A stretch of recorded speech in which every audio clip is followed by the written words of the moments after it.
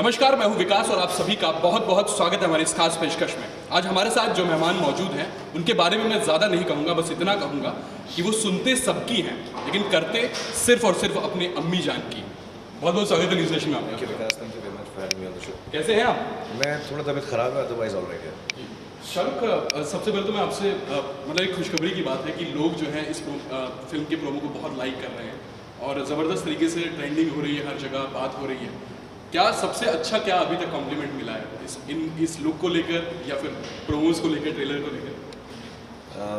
यार, प्रमोशन के बाद और फिल्म के अंतिम समय पे जब ख़त्म हो रही होती इतना वक्त मिलता नहीं बाहर जाके कुछ बातें सुनो। तो मुझे अभी राहुल ने फ़ोन किया और कहा कि कोई उनके एरिया में है हस्बैंड वाइफ जिनका बच्चा पैदा हुआ है, तो उन्होंने उसका नाम रईस रखा। तो वो मुझे बहुत अच्छा लगा। अब पता नहीं वो हमारी फिल्म की वजह से रखा है या वैसे ही रखा है, बट मैं इसको अपने प्रमोशन के लिए यूज़ करूँगा। शाह साहब, कैसा रहा ये पूरा एक्सपीरियंस? मतलब नेगेटिव अगर किरदार की बात करें, ग्रे शेड की बात करें, तो एक लंबा दौर निकल गया था डर के बाद जो है एक अच्छा मतलब एक एलीट क्लास गुंडा जो है वो आपने डॉन में तो कर लिया था, लेकिन यहाँ पर एक ग्राउंड फिर से एक ज़मीनी गुंडा देखने को मिलेगा हम लोगों को। तो ये गैप को किस तरीके से देखते हैं और क्या जो लोग एक्सपेक्ट कर रहे थे उसके बाद वो अब यहाँ पर पूरा होता नजर आएगा? बिकॉज मुझे एक्चुअली पता नहीं चलता है, मुझको जैसा रोल मिलता है। मैं बहुत फॉर्चुनेट हूँ कि उन कुछ एक्टर्स में से हूँ जिनको मौका मिलता है अच्छा रोल प्ले करने का भी, बुरा रोल प्ले करने का भी। और अमूमन लोग ऐसा कहते हैं जब मैं अच्छा बच्चा होता हूँ तब भी अच्छा होता हूँ, जब मैं गंदा बच्चा होता हूँ तब भी अच्छा होता हूँ। सो मुझे ये चांस मिलता रहता है। तो ये कहानी जो है, पहले किसी ने कहानी लिखी नहीं डर बाजीगर के बाद, तो किसी ने दी नहीं मुझे कहानी, और मैं खुद भी थोड़ा सा वो काफ़ी अच्छी बन गई थी फिल्म में, टूट गया था कि मैं नेगेटिव रोल फिर से करूं, क्या नया करूंगा। सो ऑब्वियसली इसका गाब नया है, बड़ी रियलिस्टिक है। राहुल ढोलकिया बड़ी रिसर्च्ड स्टोरी लाइन लिखते हैं।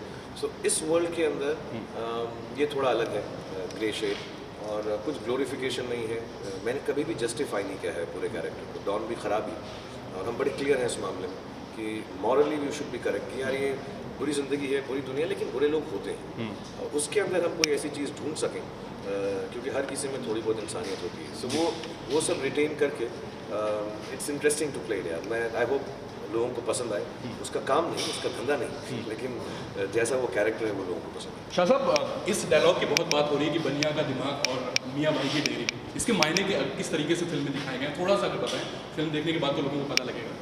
हाँ, आइडियोलॉजी ऐसी है, थॉट ऐसी है कि उसका दिमाग जो है बहुत शार्प है, क्योंकि बिजनेस करता है वो। बेसिकली ये जो कैरेक्टर था, इसका मेन एम था कि मैं इसमें एक और लाइन भी है, शायद आई नहीं अभी, कि जो धंधे के लिए सही वो सही, जो धंधे के लिए गलत वो गलत। उससे आगे कभी सोचा नहीं, उससे ज़्यादा कभी सोचा नहीं जी। तो basically is a business man.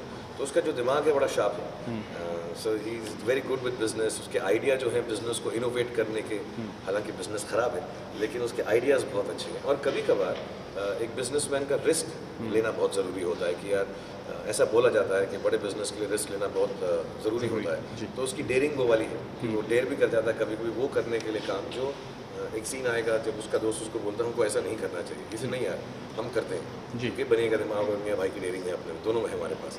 सो वो it's a business thought I think, कि sharp mind and the guts to take a chance. बीच में शाह साहब, क्योंकि फिल्म गुजरात से में फिल्माई गई है और इस कैरेक्टर को लेकर बात हो रही थी कि कहीं ना कहीं वहाँ का एक कैरेक्टर है, उससे कहीं प्रेरित तो नहीं है, लेकिन आपने खुद उसकी किताब भी पढ़ी थी, मतलब एक फिल्म भी देखी थी जो रीजनल गुजराती फिल्म थी।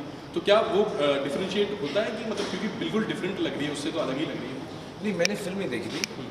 मैंने यूट्यूब पे उसका कुछ छोटा सा हिस्सा बहुत साल पहले देखा था। अच्छा।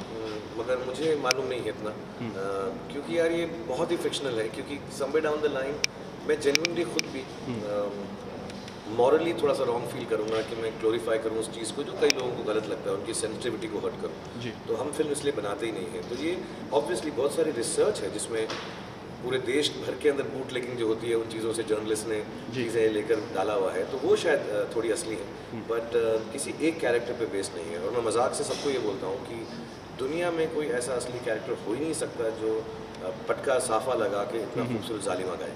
तो रियल हो ही नहीं सकता है कोई, तो वो मैं ही हो सकता हूँ, तो ये रियल नहीं है।